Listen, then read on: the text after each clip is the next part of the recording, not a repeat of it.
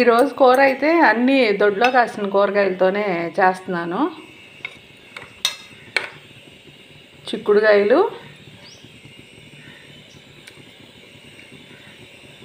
వంకాయలు, ములక్కాడ, ఒకే ఒక్క ములక్కాయ కాసిన చట్నీ ప్రస్తుతం అయితే, పచ్చిమిర్చి, ఇవన్నీ కూడా చెట్లవే. తాలింపులో జీలకర్రను వెల్లుల్లి రేపలు వేసి వేగాక చిక్కుడుకాయ ముక్కలు, వంకాయ ముక్కలు, ములక్కాడ ముక్కలు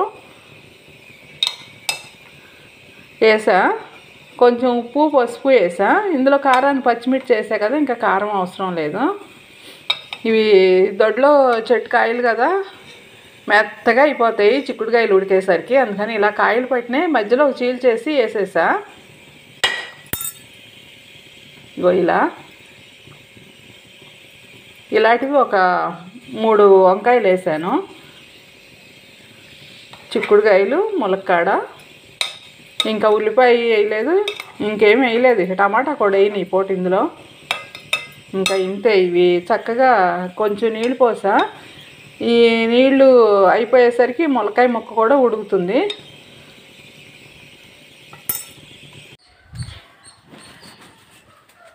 ఇది మా బూడిద గుమ్మడి చెట్టు. కాయలు చూసారా చక్కగా తయారైనాయి. ఇంకా చెట్టు అయితే పచ్చగా ఉంది. ఇంటికి కట్టుకునే వాళ్ళు అడిగారు. ఇవన్నీ అడ్వాన్స్ బుకింగ్ అయిపోయినాయి బూడిద గుమ్మడికాయలు. ఎక్కడన్నా వంకరగా ఉన్నాయిను బాగోలేదు అనిపించిన కాయలేమో కోసేసి జ్యూస్ చేసుకుని తాగుతున్నాము.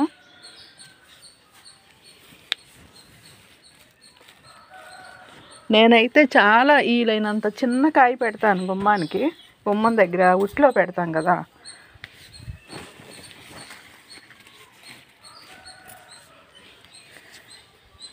ఎవరికన్నా ఇచ్చేయే కాస్త పెద్ద కాయలు ఇచ్చేస్తా. వాళ్ళకి ఎవరికైనా సరే కొంచెం పెద్ద కాయ అయితేనే నిండుగా ఇష్టపడి తీసుకుంటారు.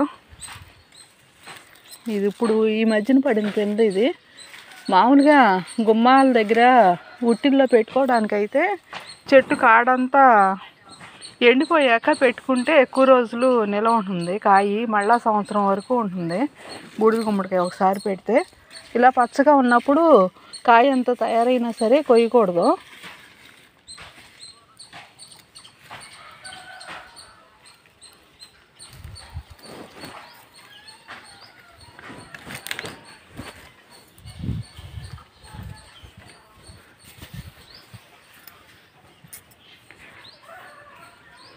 కలబంద కూడా పెట్టుకుంటారు గుమ్మాల దగ్గర ఉట్టిల్లో.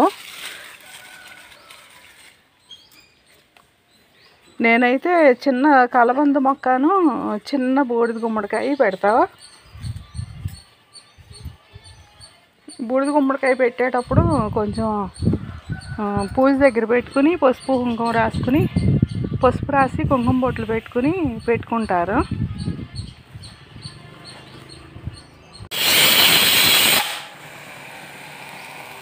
కూర ఉడికిపోయింది చూడండి. వంకాయ అంత కాయ వేసినా కూడా ఎలా అయిపోయిందో, చితికిపోయింది, మెత్తగా అయిపోయింది.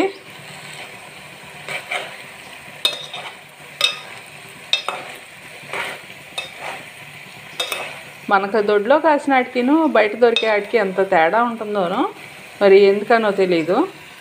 ఇవి ములక్కాడ కూడా మగ్గింది. ఈ స్టవ్ ఆఫ్ చేసేస్తున్నా.